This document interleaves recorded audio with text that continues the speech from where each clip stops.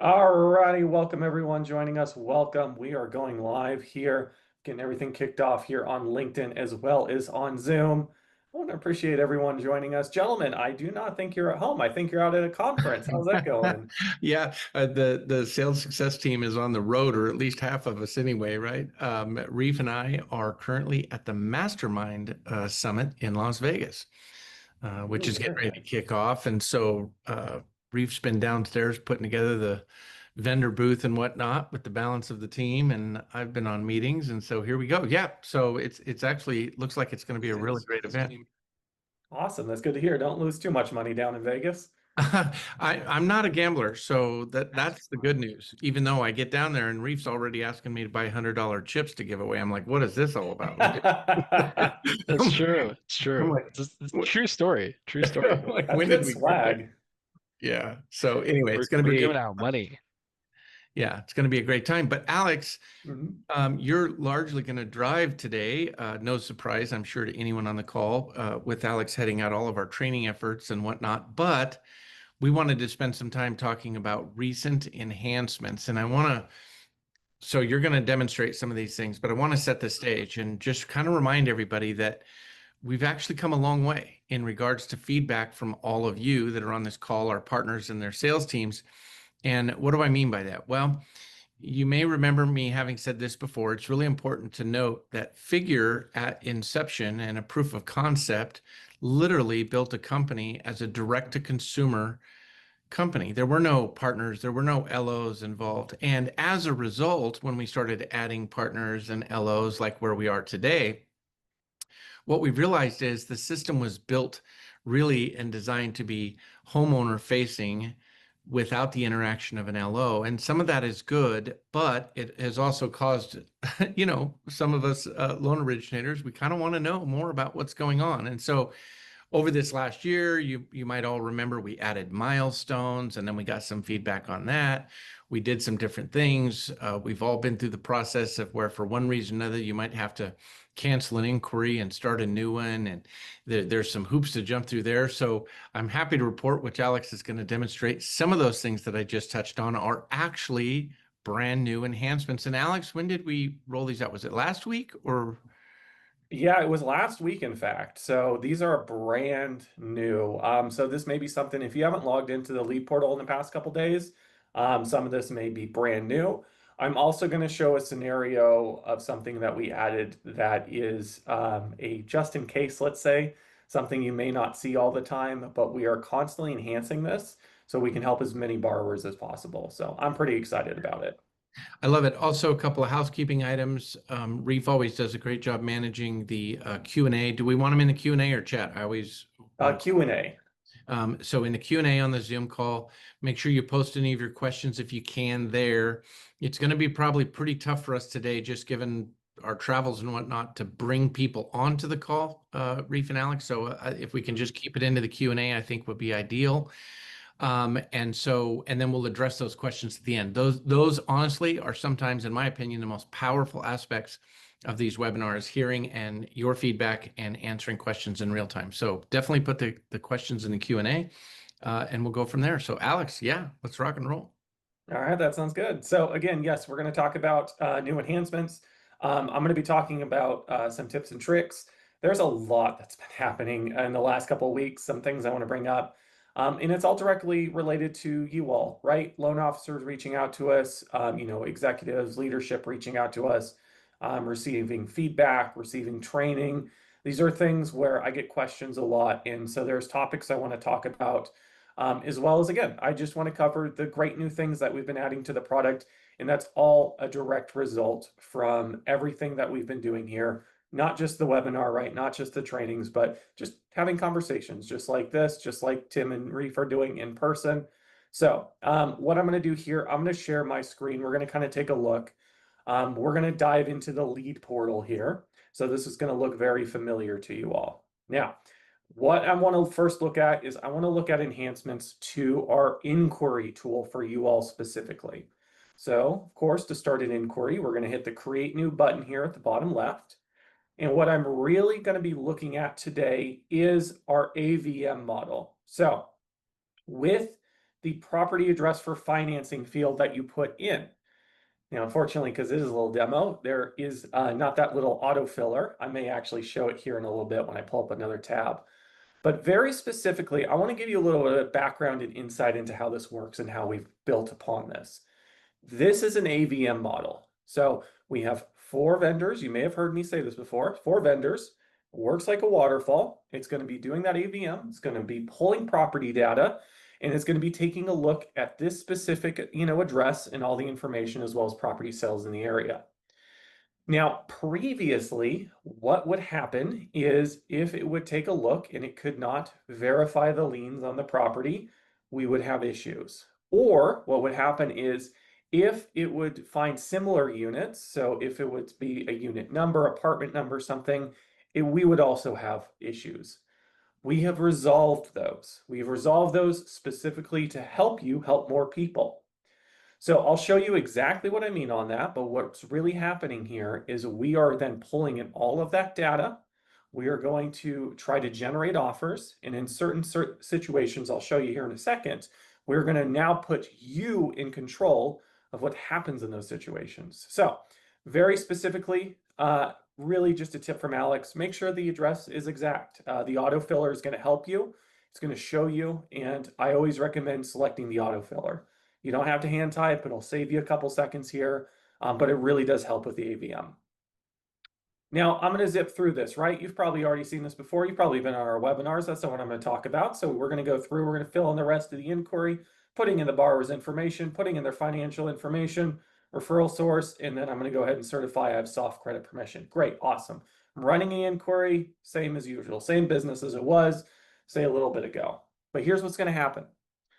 Once I pull this information, what's going to happen on the back end is it's going to look and it's going to go, oh no, this property address that we're looking at, there's actually a whole bunch of different units in that area. And the system doesn't know which one it is. Now, previously, it would just fail. And there were certain situations where a customer support center could assist, but that would slow things down. You'd have to call in. It was a whole thing. We are now giving you control as the loan officer. So if I hit confirm, and it's going to detect that there's multiple properties and it doesn't know exactly which one it is, you can now select which exact property it is. So in this example I've shown, it is just quite simply, hey, there's different avenue numbers, different unit numbers. There could be different apartment numbers. There can be different, this or that. I'm sure we've all seen them. But now when it appears and the system doesn't know which one it is, well, we're just going to have you pick it. Go ahead, Tim. Go right ahead. I like it. I've just been sitting quiet too long. I just want to point out to everybody that when and if this screen pops up, and Alex, I'm so glad you're showing this because this is really huge. This is a great opportunity. So many of you have heard me say this before as a best practice or a power user is anytime you have the ability to quickly go in and pull a property profile on your existing client, do so, because one, you'll confirm this right here. You'll see the APN, you'll see exactly the address, the unit number. Make sure you take a few minutes. Like myself, I still have my good old fashioned, I think it's First Am Ignite or something like that, where I can go in and literally in less than a minute pull a property profile. Well, this is a great use for that. So if this screen pops up, and it won't every time, correct, Alex? It would only be if our system's having trouble identifying the address, correct? Yeah, that's correct. So you may never see the screen. So if the screen pops up, take a minute to, if you have the ability, pull a property profile. And while you're doing that, confirming the APN and whatnot, also take a minute to take a look and see how title is held. Is it sold, joint, in a trust? Just again, it's a power user move to really set the expectation with the homeowner moving forward. So yeah, no, that's great. Thank you, Alex. And again, this is something for more of our legacy users, but if you've run into this situation before, you may know, again, this is what our customer operations center would do. They would see this, they would do exactly what Tim would say. They pulled property data, they would select it, right? But it just slowed down the process, it would cause confusion. So now we built it to where you do it, right? You're going to be able to pull that information, you're going to know exactly what the property is and make that selection. Same thing if you just forget a unit number, it'll pop up and then you can select the right one. So just keep that in mind. Again, you may never see this screen, but it is here specifically in case the system goes, hey, there's multiple properties. All right, select the right one. And then, of course, we're going to go ahead and verify to make sure title owners and everything match. So in this case here, let's say it's Avenue 2. That's what I'll select. We'll go, okay, it's Avenue 2. We're good to go. We'll go ahead and hit continue, and it's going to run through offers. Now, one other thing I do want to show you all, and you may have seen this before if you've had one of my recent trainings, but this is also a new enhancement we've added here in the last couple weeks. This is a lien verification screen. And just like the previous one, you may never see this. You may see it occasionally. What's going to happen is, again, when it's running through that AVM waterfall, it's going to go ahead and verify the liens on the property. It's going to match that data up with the trade line. But if it doesn't have a high enough confidence level, it's going to want you to manually enter in the liens on the property. What this is going to do is it's going to add an additional step for insta-title later in the application just to verify it. But where previously, what would happen is it just wouldn't generate offers. It would say, hey, couldn't verify liens on the property. We're not going to proceed. But now we're saying, hey, you as the loan officer, you'll know, you can put the liens on there. We'll do an insta-title to verify. We're good to go. So this is just allowing us to generate more offers to help, again, more people. So Alex, I just, again, want to freeze there for a second. One, this is a huge improvement. And again, it's a screen, to your point, Alex, that won't pop up every time. But I want to share with you all that I just had a call yesterday with one of our partners, loan originators. And what she was saying was, Tim, the property is showing a lien, but the lien was paid off several years ago. And I said, okay, well, we want to know about that because we have an escalation path to kind of work through some issues there. But interestingly enough, while I was on the phone with the loan originator, she said, Tim, a screen popped up that I'd never seen before. And I said, okay, wait. I said, that's this screen right here. And I asked her, I said, do you see the lien that you're questioning? She says, yeah. And I said, uncheck it and then check that the property is owned free and clear. And the minute she did that, she got an offer for $250,000. So how do I want to say this? I was talking to one of my teammates last night, and I said, sometimes, as fast as our system is, I want to make the point that sometimes you need to slow down in order to speed up. And that may sound a little crazy, but when you see a screen, don't necessarily just blow right past it. Actually slow down, and the result will be you'll actually be speeding up. So this is also a great addition. Now, on top of selecting and deselecting the liens, you can also add mortgages or, other liens. And again, we're just going to verify that later. So whatever you put in here, we'll do that insta-title. It's kind of by the name, it's pretty quick. But that's just something later on in the application we'll do. All right. Now, just want to talk over a couple other quick things here. So this is going to be our offer screen. Of course, we talked about this a lot. One big enhancement we've made, I'm going to zip through this little demo I've made here pretty quickly, but one big enhancement we've made is to our direct debt payoff feature. Now, for a lot of our partners, we have been enabling what we call version 4 of this, of IntelliDebt. This is for junior lien payoffs. So check with your organization, check internally to see if that is enabled. But for Figure Wholesale, for a lot of our partners, we now allow junior lien payoff, which is going to be very, very big in my mind. And again, to reiterate from maybe previous trainings you've been a part of or webinars, we can pay off credit cards, personal loans, auto loans, and home improvement loans. And we're going to keep iterating on this. So I'm sure I'm going to talk about this a lot. We keep making IntelliDebt better and better in building this out. Yeah. So on this, Alex, we're seeing a tremendous amount of success with this. And the truth of the matter is it is a huge need, especially numerous use cases. But someone has an existing HELOC. Maybe it's getting ready to come to term and become a fully amortized 20-year loan. Payment's going to go up, whatever the case is. So that is that opportunity. Now, I also want to take a minute to set the right expectation. The logic that we've built as we've launched it, sometimes you're going to get an option to pay off the existing lien and other times you're not. trust us when I say we are working on this, trying to enhance or improve that logic as to what fits in the box for being able to pay off within this process. If for some reason you run into that, hey, I see a first and second lien, however, I'm not being given the opportunity to pay it off, definitely shoot us a note on that, because we're collecting the data, if you will, to see where we can enhance that. So just keep the information coming in. Just know it's not perfect. Of course, very few loan processes are, but nonetheless, let us know if you run into that. All righty, I'm gonna pull something else up. I'm just gonna show a couple other little things here. Tim, is there anything you want to talk about that's upcoming here that's going to be coming soon for Figure? Yeah, yes. We're actually testing this now. We are expanding loan amounts beyond 400,000 up to 750,000. There are some FICO restrictions as well as CLTV restrictions, so certainly keep an eye on those enhanced guidelines. And I know, Alex, you're working on that from our product guide perspective.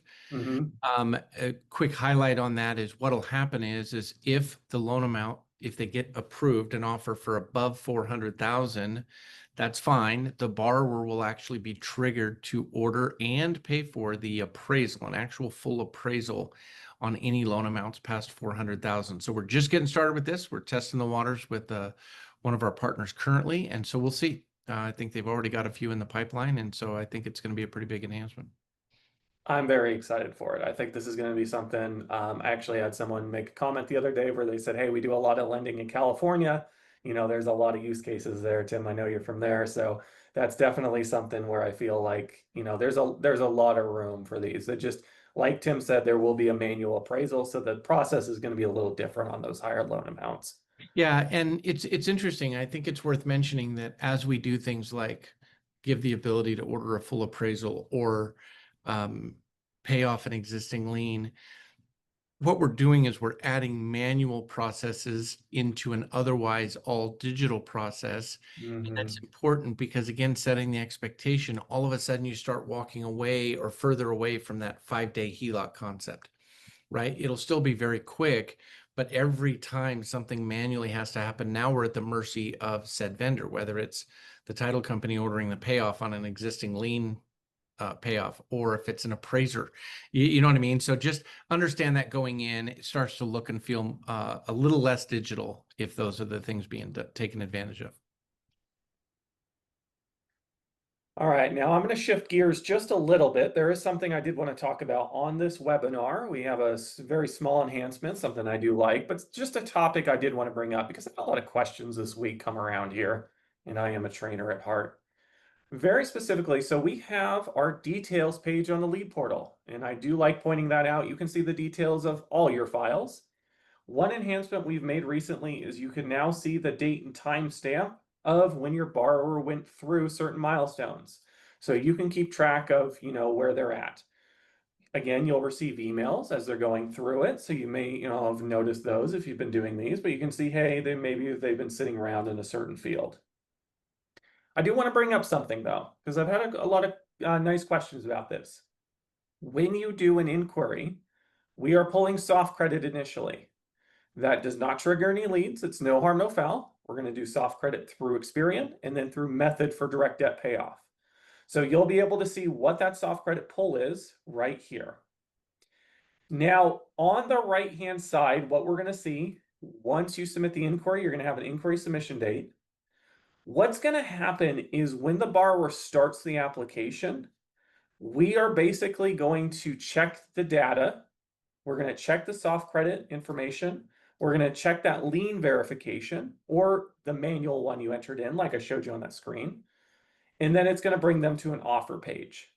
It is not going to re-pull soft credit, but I do want to bring up that soft credit is good for 14 days. So just keep that in mind. We're not going to rush them through the process, right? If they don't want to, sit down and do it in one day, they don't have to. But just keep that in mind. We're not going to do 2 soft credit pulls. And then the other thing I want to bring up is you're going to see hard credit consent. Hard credit consent is where they're going to put their social in. So this is the point they're going to put their social in. They're going to give permission for a hard credit pull, but we're not going to pull hard credit until after they verify income and verify their identity. So I hope that makes sense. I just want everyone to be aware. Yes, we will do a hard pull. Yes, we will ask for their social, just not at that inquiry stage at all. All righty, gentlemen, anything you want to discuss? Any topics or any? I do want to, and I don't know if you'll be able to demonstrate this or not, Alex, but I'm going to bring it up anyway. One of the other things that rolled out last week, and we've all, our team has helped a lot of folks on this call with this exact scenario in the past, is I'm a loan originator. I go in and I run an inquiry, and there were no offers. But I realized, oh, I put in monthly income, not annual. Historically, you've had to go in and yes, start a new inquiry and retype the address and retype the income and retype the name. However, now you're going to have the ability to basically copy that previous inquiry to generate a new one. So I don't know if that's something you can demonstrate. See, folks, this is why he's senior director. He remembered that. I forgot that's what I was going to show today. There we go. Okay, let me go ahead and share my screen here. So what Tim is saying here is, let's say, for example, we have this inquiry that has no offers. First and foremost, always double check why. It'll tell you when you run it, it'll show you the reasons, but you can go into the options menu here and go to details. I see a lot of LOs that miss that. Now it's going to give you the reasons why there's no offers, but you can also see the underwriting information again. Number one, really want to stress what Tim was saying. Double check you put in annual income. A lot of LOs will put in monthly, they move on when there could have been offers. You can also double check all the other information, property address that was entered, make sure that, any manual liens you may have put in, so on and so forth. But here's the kicker. Let's say, for example, some of the information's wrong. You're like, oh, shoot, I should have put in annual income, or oh, shoot, I want to change up this piece of information. You're going to have this more options button here at the top right. If you click on that more options button, you are now going to have the restart inquiry option. Now, what this is going to do is it's going to allow you to restart that inquiry. It's going to pull new soft credit, right? Again, it's no harm, no foul. It's going to update the AVM on the property. But what this is doing is it's pulling over all of that same information. So you can look at this and go, I didn't mean 80,000. That's silly. This guy makes 800,000. He lives in California over by Tim. So now we can run through offers and see what he gets. So this is something, again, it's just saving you time typing. It's still going to be new soft credit pull and an updated AVM. But very specifically, it's so you don't have to retype in all that information and hit new inquiry. So it's a much asked for request that we just implemented, and this came in last week. So you are now able to do it. Yeah, and by the way, I think I hope everyone on this call will agree that's going to be a great added feature. I actually think it's going to take a minute before a lot of loan originators actually realize what that tab, you know what I mean? In other words, what it does. So we're going to keep pushing and promoting this. But to be clear, let's say you did have offers and let's say the borrower did engage and now it goes from being an inquiry to an application. That flow is still the same. In other words, if something happens and it needs to be canceled, the borrower would have to initiate that. And there's lots of reasons for that. We can't just allow loan officers to randomly cancel files that a borrower is engaged on, right? It's one thing if the borrower is not engaged yet, and that's now that ability to restart the inquiry. So I think that's huge. The other thing that I want to add is around the expectations. So when you're going through and you're doing the inquiry and you've taken maybe a minute to take a look at the property profile to confirm how ownership is held, sold, joint trust, whatever the case is, I want to encourage y'all to set the expectation with your borrower. Not only do you yourself need to know where your resources live regarding our process and product, you need to definitely make sure you have the right expectation as to what the platform does or doesn't do. But more importantly, be prepared to set the expectation with your borrower. And here's what I mean by that. Let the borrower know that if during any time they have any questions, concerns, or they're stuck, to start by using the chat function first. Yes, they can call you and you can reach out to the customer service team and we can go round and round. Or the borrower can just use the chat function and literally in very short, or Reef, what's our turnaround time on those chats these days? Do you have a feel for that? It's pretty quick. It shouldn't take more than a few minutes to get a hold of somebody. That's by far the fastest way. Yeah, and so in most cases, the borrower, everything will get resolved and they keep moving forward. Now, if they don't, granted, they're going to reach out to you and we're going to follow the flow there and we'll help where we can. But just really set the expectation with the homeowner. You know, I had a loan officer say to me, Tim, the borrower does nothing with technology. The cell phone they have is a flip phone. They can't do it on their phone. They want to come down to the office. And my response was, don't go through this process. Don't do it because it's not the right borrower for that. You see what I mean? That's a borrower that's going to absolutely struggle navigating. By the way, that's going to frustrate you, their loan originator, and them as well. So understand the borrower going in. By the way, most are just fine, but every now and again, you do come across a borrower that just really isn't prepared to navigate through this aspect of a digital process. So just set the expectation. That's my advice with the homeowner. That individual did get offers. It turns out making 10 times your annual income amount does allow you to get a HELOC. Isn't that amazing? Right. All righty. It's so funny, Reef. I think you just had a call with the loan originator just this week. No, maybe it was Scott was telling me, and the loan officer swore up and down, no, I made sure I put in annual income. And we went in and took a look at it, and the annual income was $10,000. Now, that could very well be, but there's very few, if any, loans at all that someone would qualify for. And certainly it was monthly income. And so sure enough, so just again, sometimes you need to slow down in order to speed up. So just make sure you're understanding and aware of the process and the product. And I think you'll see a lot more success with it. So do we want to, those, by the way, those are most of the enhancements that I'm aware of that came out last week. Alex, did we miss anything there? No, not that's on top of my head. You did catch the one I did miss. Again, the big one's going to be the 750,000. We've already been starting to make announcements to leadership. Again, just give us a little bit of time because we have to build out the manual appraisal, and we're just making sure that's seamless before it goes out to you all. So look forward to that. I'm told in a couple weeks. That's engineering time though, so don't hold me to that. Engineering time. Yeah, it's the engineering time. Okay, cool. Well, Reef, what do you say? You want to open it up to some Q&A there, my friend? Yeah, of course. We have some pretty large questions in here that are kind of very specific to files. So it Okay. might be a good idea. Maybe we talk general and then we can dive into the specifics with those individuals by reaching out to sales success. But we can start with this question here. I have a file right now that has two liens, and this is going to be a lien matching thing. Yeah. But one of the liens is paid off, and the other one has a balance that's not consistent with what our system is showing. Can we remove the lien that is paid off and update the balance so it can be reflecting accordingly? Yes, one, we need to know about that. So Elvira is the one that I'm seeing asking the question. Can you please email our sales success team the inquiry ID or the app ID number on that, please? What I will do, I can't promise you I have resolve for it, but what I can do is escalate it because the engineering and product team both are tracking this type of behavior right now. So if it's a situation where we can show a release of lien of that second lien, well, then we should be able to push it up and escalate it through our third parties to be able to get that, you know, to report accurately.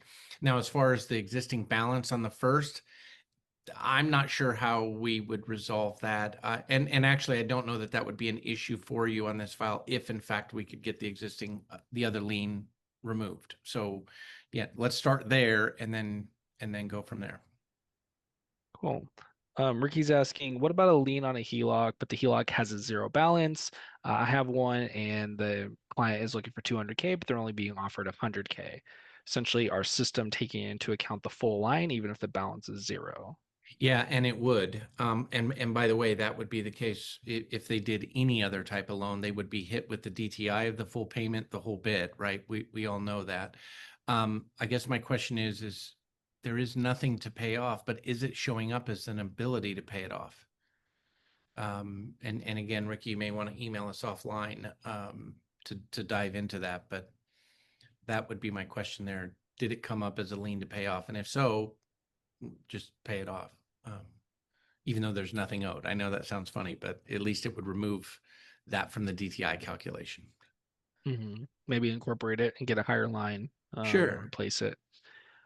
So Kara is asking 4 different questions here. So we have income verification with Plaid for bank linking. Essentially, it's trying to figure out if there's a way to parse between the different accounts that are attached to an institution. Like, for example, if there's a business account and a personal account, but it's providing an error for their client. That's the first question. Yeah, and I've seen that actually. I don't know what, if any, resolve there is to it. Now, I can say we are working on adding the ability to use business accounts. I have some opinion on that. It'll be interesting to see where we go with that. But parsing out the accounts, I know what you're talking about. Like you might have a Wells Fargo personal checking and also a Wells Fargo business banking account, but the system is seeing the business and basically not using anything. Reef, have you run into that before? Do you know what I'm talking about? Yeah, there are times. Typically, you can link more than one bank account that's attached to one institution. Like it'll show different accounts popping up. But I've also seen folks that transition to a different method, right? If they're W-2 employees, they can provide their most recent pay stub. If that's not what they're trying to do, they can also link their taxes. So we do have some redundancy built in into the income verification process. Now, if you have a client that's, fully chipped in on bank accounts and it's not working, this just might not be the greatest product for them, right? And we would pivot them accordingly. Yeah, and remember, there are other avenues to verifying the income, right? If they're a wage earner, we will review pay stubs. If they're retired, we will review pension and award letters. There's tax transcripts, most recent required year only. Kara's got some great questions here. Yeah, number 2 says, will there be an option for borrowers to choose their payment date? Now, I want to be clear on this because I brought this up actually in the past because it is kind of something that we don't advertise. But for the payment date, it has to be 30 days after their funding date. It's just automatically set. So they're going to be funded 30 days after. They're going to have an online account, so on and so forth. However, they can call servicing and change that date to whatever they'd like. So the first initial date is going to be set, but if they want to adjust that later with servicing, feel free. Just tell the borrower they have to call or chat in, and then they can just make a request to change the date to whatever they'd like. Yeah, and in fact, the borrower, right after the loan is closed and funded and whatnot, the borrower does receive an email inviting them, welcoming them to their servicing portal, and that's where they would log in, and they could then reach out, make those requests, that type of thing. And the maximum acreage, by the way, is 20, unless you two want to hold me honest and keep me to a different, but it's 20 acres. Texas, I think, is around 10, but all the other states, 20. Correct. Yeah, so the last one, do we go to over 4? When are we paying off the debts if it's possible for the borrower to obtain payoffs because maybe our system is not accurately obtaining them or it's taking quite a bit of time to get the payoff amounts? So I want to split this into 2 categories. The first being regular debts, credit cards, personal loans, auto loans. That's done through a third-party vendor. I'm not aware of any long turnaround time waiting for payoff demands. Now, lien payoffs, that's a little different. Now, I just saw some chatter in our behind-the-scene channels this morning on this, saying that it could take up to 10 days, depending on who. We use a title company that's facilitating that for us, ordering the payoff demand and facilitating the payoff of that existing lien and facilitating the recording of said release of that existing lien. So there's a few missing pieces there. Now, I've not run into this where it's taken 2 weeks. So again, this is something I want to know. So Kara, please email us the app ID on this as well. And at very minimum, we can at least open a ticket on it. Dare I say that? I hate that phrase, but that's the right phrase in this case. We could open a ticket and see if we can escalate it and find out exactly where it's at. But it shouldn't be taking 2 weeks, no. Awesome. John is asking Tim's last comment. This week I had a no offer on an inquiry because my borrower was Claudia, the wife. They have a HELOC, I think a figure actually, but the existing was in the husband's name because he wasn't on the new inquiry and she wasn't on the current second. The system couldn't connect it to allow her to pay off and obtain a new HELOC. Even though it was her homestead and she was on the title, it couldn't prompt to allow the payoff for her. By the way, the reason that would be, this is actually a very interesting scenario and probably one that we actually haven't talked about a little bit. So one, I love the question. So thank you for that, John. What's interesting about this is, as we all know, our figure HELOC only ever has one borrower. And so what's happening is because you're running an inquiry for the spouse, that figure HELOC is not going to reflect on the borrower's credit. Now, it will show up regarding property lien matches, but as a result, it won't give you the ability to pay off. So the workaround there, unless there's something preventing you from doing it, is I would do an inquiry for the husband in this case, if they're looking to pay off that figure lien. Does that make sense? I think that would be the way to handle that. Agreed. John's asking, well, that was the backup to that. Tana, what are some unique use cases you've seen a benefit from Figure over the last 30 days since the market is moving fast? Maybe for one that for the home was listed for sale, for example. Well, there are numerous use cases. And again, it's a great question. So the number one, let me say this, the opportunity is real. 70% of homeowners, we all know the stats, 70% of homeowners in the US have an interest rate below 4%. However, most of those homeowners also have huge needs, resulting need for cash, if you will. The number one use case is debt consolidation. That is our number one use case. Number two is property improvement, home improvements, if you will, things like adding ADUs, remodeling kitchens, that type of thing, landscaping we've seen. And number three is in fact obtaining additional property, whether it be second homes or investment homes. Now, here's where the opportunity lies. And I want to encourage you all, if you have a way of demonstrating this, please do this. You might run an inquiry for a borrower and you see they have their first lien, and maybe their first lien's at, 3%. Okay, great. But they have a cash need. Certainly run your scenario like you would for a traditional cash out refinance. And you will, of course, will see the rate will be considerably higher than their current 3%. Not only because of where the market is, but because of where loan level price adjustments are, especially depending on FICO, LTV, that type of thing. I encourage you to do that because then you can price out what the HELOC is. And then once you see the offer for the HELOC, I want to encourage you to think of it from a blended rate perspective. So the HELOC is 9%, let's say, their current is 3%, the blended rate is probably in the mid to high 5s. That's going to be way more powerful than a cash out at 7.5 or 8%. So that is a huge opportunity to be talking with your clients about. The other thing is with realtors. Reef and Alex and I actually over the last 2 years at the same event, and this most recently, Reef and I, we taught a course at a largely attended real estate event, and we had about 75 realtors in the room. And we rolled this out. And we rolled this out not from a perspective that realtors can do this, because we know they can't. They're not NMLS licensed and whatnot. However, we also had their LO partners in this session with them. And what we were encouraging them to do, or for realtors to understand, is that their past clients that have that sub 4% interest rate, a lot of them are out getting lines of credit, and the realtor may not even be aware of it. Now, I'm encouraging them to reach out to their past database, work with their loan originator, get in front of those clients. Do you have cash needs? Are you looking to do home improvement? Are you wanting to enhance the property to get it ready for sale? Are you wanting an investment property or second home? Get the conversation started and then partner up with your realtor referral partner to have those conversations with their clients and quickly get them answers. The reality is homeowners are out getting lines of credit. They're doing this type of thing. And it's interesting to me that their realtors probably aren't even aware of it. So it's a great opportunity to help your realtor referral partners get in front of your past clients. The other thing I'll say, and I would love, and you guys can email us on this. Actually, Reef, if you want to put my personal email in the chat, you can as well, because I love these types of conversations. But something has dawned on me. In fact, I've posted a video on LinkedIn about this yesterday, I think. It dawns on me that homeowners when they think of HELOCs, did they think of you?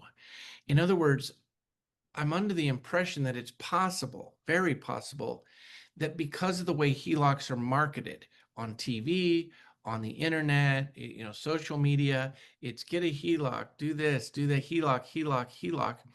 And I will just share with you all, I'm gonna be full disclosure here, that I have a brother-in-law that I've done all of their mortgage loans for them over the years. They've owned numerous different homes and business as usual, right?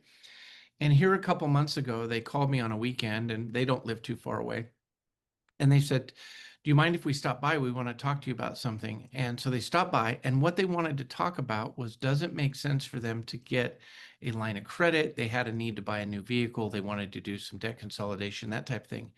And isn't it interesting that clients of mine and family members to boot actually didn't perceive that I could be the one to help them with a HELOC? In other words, they knew I could help them with purchase loans. They knew I could help them with refinances. But when the term HELOC is thrown out there, they actually didn't perceive that I could help them with that. So they had actually checked with a couple of different sources online. Why is that important? It's important because I want to encourage you all, make sure your past clients know that a HELOC is something you can help them with. I'm concerned that maybe our past clients don't know. So anyway, and maybe it's just me. Maybe it was just me, and shame on me for not letting my family members know that I can help them with their HELOCs, right? And I just, anyway, those are all the opportunities that I don't think it's just you. I think it's a very common problem. Educating the people we know, just we assume they know, and a lot of times they don't. So Well, it I don't never think hurts they as a associate it. reminder. I don't think they associate it with mortgage, right? I think they see the term HELOC thrown all around the place, but that's a whole different thing than purchase money or refinance money, you see? And so I just don't think that our past clients associate us as being the folks that can help them with that. 100%. James is asking a factor question. This is interesting. So it's going to be about when they get flagged, if it could pop up as a condition, so the consumer or the customer or the client, they can call in instead of waiting for that random phone call. That can lead into a denial if they do not answer the phone at least 2 times is the outbound amounts that we make. Yeah, and so this is a tough one, and this is actually something that we're also pushing back with our compliance team on, because as just to make sure everyone's aware, the borrower is the one that drives this. In other words, the borrower has told the credit bureaus, do not extend credit prior to calling me at, and they list their phone number. This comes down to a privacy element and us notifying the loan officer, hey, by the way, there's a fact alert. I'd like to think we'll get there, but I will tell you, I'm getting a lot of pushback on it, a lot. And the whole thing is, well, can the borrower just call in and do it right there? Then you run into the whole thing of verifying, is it actually the borrower, calling in? And sure, we try and run through some checks on that. But I got to tell you, even though my mind doesn't work this way, I'll just share with you all that it's actually scary to me in our industry still today, how much fraud exists. I did not even believe it was still a real thing, but it is. It is a real thing. So we're very conservative on that approach. Now I will say, I was been on 2 different calls earlier this week with our teams, and we are building out, as we speak, we are building out the ability that if the borrower is emailed something that's needed, the LO will be as well. And this is something we've been pushing on real hard. So listen, when that goes live, I promise you on this webinar, I'll be jumping up and down. In fact, I might even wear a costume. I'll be so excited about it. So anyway, it's going to be a good one. Yeah, and it's also federally regulated, right? So that conservative approach is because it's attached to federal law, those factors. Yes, it's a very dicey gray area, and yeah. Ryan's asking single owner LLCs and DSCR. Will this be rolled out soon? I may have missed this in the discussion. Ryan, it is rolling out soon. We're testing it with one partner in particular right now. I want to say they're getting ready to fund their first one. We're just really trying to tighten that up as best we can, right? This is very, very new for us, but yes, it is coming soon. So you didn't miss anything, but we're working on it and testing it at the partner level right now as we speak. Mhm. Awesome. We also have, can we do DSCR loans of the properties held in a irrevocable trust? No, Not at this time. Piggyback loans for purchase. Are we considering doing those?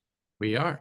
In fact, we've got one of our partners. Also, we do this. We try and test it. We're trying to, test some things here before we roll it out to the world.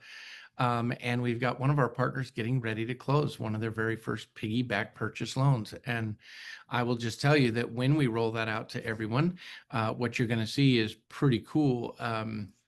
Because it's kind of like an inquiry, but not really. We're actually not doing any underwrite. We're actually going to use your AUS as the underwrite, your appraisal, your income docs, as long as your AUS is an approved eligible agency loans, with up to 90, by the way, as we roll this out. So far, so good. We've learned a few things. We've broken it a couple times and then fixed it. And that's just part of the process, coming Mhm. soon. Yeah. Nicole's asking, what exact email address does the offer email come from so we can kind of help the borrower find that email if they are unable to locate it? Just submitted an inquiry. Such a great question. So Alex, what is the email that comes from? And then Alex, you already know where I want to head to the second half of this. And I want to show, in this case, everybody real quick, Let me the power user move. But it's hold on one second because that is such a fantastic question, and I actually have something for this.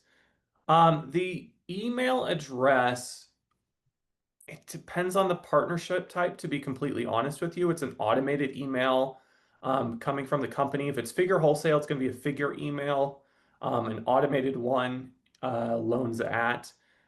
If you're a different partnership type, it'll be coming from your organization specifically.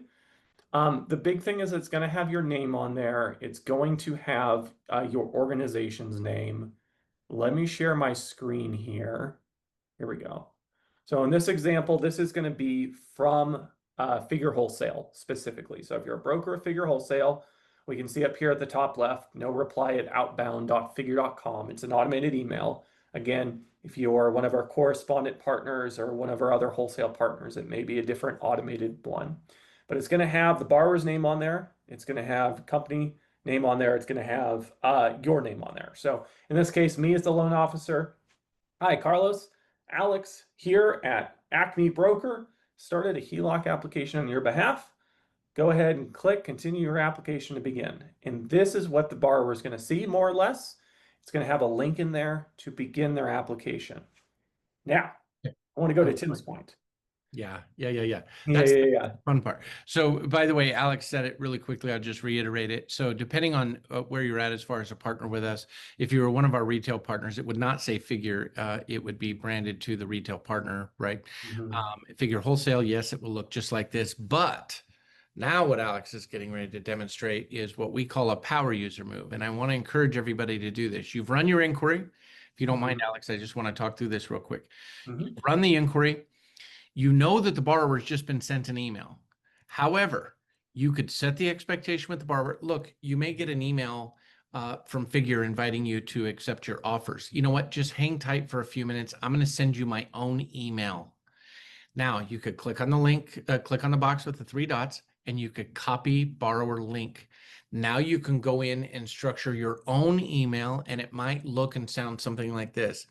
Hey, Bob, it was great talking to you today. You may have already received the email regarding to accept your offer. But just in case, here's the link to your application. Also, be prepared to link to your personal bank accounts or however you've set the stage with them for verifying their income. And also be ready to take a good quality photo of your ID, and give some parameters straight up and down, no glare. It gives you the opportunity as the loan originator to really drive that. That's why we refer to it as a power user move. It's like you can copy that borrower link and send them your own email because the borrower may very likely be expecting communication directly from you. So And hey, Lead Portal does work on mobile, so you can also text it to them. love that. Yep. That was great, gentlemen. Thank you. We have another question. Will the current lien on the property be paid off at closing? Example, if a borrower owns 52,000 on the first lien, can they get a full by paying off the lien and the remainder of the line would be available? Yes, that's actually a great use case. So a lot of us on this call may be faced with this scenario every now and again. You have somebody with they only have one lien. It's a small balance first lien, but they have a need for another $150,000, whatever the case might be. Right out of the gate, as loan holders, one of the things we're going to be up against with small loan balances is meeting the high cost limitations from a compliance perspective. I'm sure we've all ended up having to do that. However, with us, we don't have to meet those compliance needs because of our product type. So yes, you can pay off an existing first lien. 52,000, was that the example? 52,000 could be pay off the existing lien, but they got a line of credit for 200,000. Well, now they have another 150 at their disposal. And so, yes, it can be done. And by the way, our first lien pricing is extremely aggressive. So much so that I've done some comparisons, and when you compare first lien cash out refinance, right, to pay off an existing first lien, versus ours paying off an existing first lien, our pricing will be more aggressive than the agencies. Mostly because you don't have the LLPAs. Is there a reason why I don't have the option to pay off credit card debt? I have a credit report for that client and know that she owes, but figures only allowing me to pay off existing HELOC. But if I was to pay off the credit card debt, her DTI would be about 45, FICO 655. Okay. There's a lot of moving pieces there. So one, all the stars have to align, meaning between our soft pull, our third-party vendor soft pull, which is paying off those credit cards. Once those align, they should show up as debts to be paid off. So not looking at your screen, I can't tell what it looked like to you, but you should have had a get started button where you could see a list of debts to pay off. Now, what's interesting is on credit card debt, in order to get a DTI lift, you have to have a 680 or higher. But on it, but if you don't need a DTI lift, in other words, improving the DTI, it doesn't matter. You could still pay them off. So I'd have to see that on your screen as to whether or not those debts were populated. If they weren't populated, it means that our two vendors did not align as to what the debts were. Yep. Can we do DSCR loans with figure? Are they fast too? Do they require an appraisal? Well, we're getting ready to roll it out. That's the first. So we're not there yet, at least out to the world. It's coming though. And yes, they are very fast. I see that is one of the questions as well. I'm trying to think of the appraisal question. I'm sorry, I'm drawing a blank on that. Alex, and when you've been in the product guide stuff, is there an appraisal requirement? Yeah, so the way it's going to work very specifically is there's going to be a manual appraisal if it's over $400,000. And so we're going to have more fast solutions for those under, such as AVM and BPO. But for larger amounts, because on DSCR we'll go up to $1 million, that's where we're going to start hitting the manual appraisal process that we're building. Okay. Yep. And that's going to work for our normal HELOC too once we increase that amount across the board. We The do same not. 400K. Yeah, and next question up, because I know we're running up against time here. We do not have the ability to use an appraisal from another bank because remember our system is really AVM driven, not full appraisal driven, but we do not have the ability to use an appraisal from another bank. On investment properties, can an investor use Airbnb income to qualify? The answer is yes. However, it's really important as to how they're receiving the income. And so, and Reeve, keep me honest on this, but as an example, if someone's sending you, $1,500 for the time they use that investment property for a week or something, and it's coming from Venmo or Zelle or PayPal or whatever, and there's no cadence and consistency to the amount of coming in, meaning the source is being consistent, then the system, when they link to their bank accounts, won't pick up those deposits.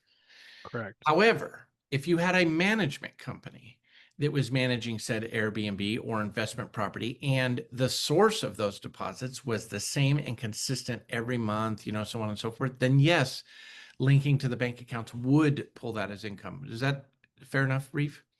Yeah, it truly depends on how you're getting that money, how you're getting it invested, or how you're getting that deposits, and also is it reflecting on taxes, right? If it's reflecting on taxes, you could also link up your taxes. You wouldn't need to go through that. And I know we've had some discussions about creating some type of API with Airbnb, Verbo, things like that, where we could maybe pull that rental income, but not live yet. So it just really truly depends on how you're getting that income.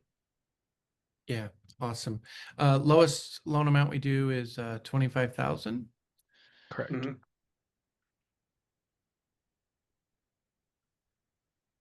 Ricky, All thank right. you for the Yeah. comment. Look forward to connecting with you soon. Um, So and general questions, I'll just touch on this real quick for everybody that's still on the call. General questions like minimum FICO, loan amounts, things like that, just shoot us an email at salessuccess@figure and we'll get you our product guide. The product guide goes over the general stuff. High level, you'll see FICO bands, you'll see CLTV requirements, you'll see properties we'll do, properties we won't do. Kind of the general stuff you don't have to ask in general, but we'll get those over to you guys. So if you have that. um, yeah, so Elvira, definitely email us. We'll get you over the product guide. And yes, you can do a standalone by not paying off a first lien. Yeah, it'd be a second lien position HELOC. That's business as usual for us. I love this one, and then we're going to wrap it up here. Abe asks, any condo docs or HOA approval on HELOC condos? No, no HOA, sir. No condo questionnaires. No, I'm so glad you asked the question, Abe, because it lets us drive that point home. So none of that would be required. So And I don't know if you touched on John's question, Tim, about the protected properties. So law enforcement, things like that, they will have protected properties. Our system does not have a workaround for that. From what I've seen, please chime in, gentlemen, if you have any other things. But from what I've seen from my experience is that people have had to lift those protections in order for our systems to get it. And also there's a drag time there. So it may yeah, take weeks or months before that is actually fully reflecting in our systems. Yep. yeah. Go ahead, Alex. Oh, that's all I had to say was yep. And it is true. Okay, I lied. We're going to end on this one now. I was told by Figure you don't do mobile manufactured homes, even if real property. It's true. We don't do mobile or manufactured homes. However, having said that, I always encourage you to run an inquiry because if the data comes back, if the way the property is recorded, if it's possible, right? If it comes back as a manufactured home, no, you won't get any offers. But it comes back as a single family residence, It's possible. it's possible. Run the inquiry, spend the 1 minute. Remember, it doesn't trigger leads, soft credit only, doesn't impact credit score. It's an internal price check. Just spend the 1 minute instead of guessing and just see what the system tells you. Now, the best news here, Reef. Yeah, I got an AVM, so it should work. Okay. I would continue on. Yeah, I would continue on. Ooh, where can I find better information with the crypto? Alex, do we have any information that we could, like if Ryan emails us, can we send him down a path of, Um, a lot of that would be on our main website, to be completely honest. I'm not too sure when it comes to the main crypto side. If you go to figure.com, there is a section for the crypto there. For anything else, I'd probably have to take a look. okay. Yeah, Ryan, we can try and get you some info if you email us and just kind of ping us again on that, and I'll try and get you pointed in the right direction, kind of outside of our wheelhouse a little bit. But Reef, here's the best news. We're going to wrap up our webinar, and then you and I are going to go downstairs for the next 2.5 days and have the same conversation with 1,000 loan originators. So it's great to be in the business right now. We're excited to get back to the mastermind, folks. You all, thank you so much for attending. Thank you for the feedback. Keep it coming, please. We have resource materials available to you. And yes, this will be a recording available. A little side note, Alex always follows up with everyone that attended with a copy of the recording, as well as links to our YouTube channel, our sales success calendar, we want to do everything we can to help and support adoption and engagement of the product and point you the right direction. So everybody, thank you so much for jumping on the call. I really appreciate it. Alex, Reef and I are in Vegas. So, hey, anything Hold it can down. happen. Hold it down. I, You never we, know. I can There tell we you about go. it when I get home, but they tell me here you're not allowed to tell anybody. That There is you true. go. That is true. All right, gentlemen, enjoy Vegas, and I'll talk to you all in 2 weeks. You It's a got it. pleasure, everyone. See you, everybody. Bye.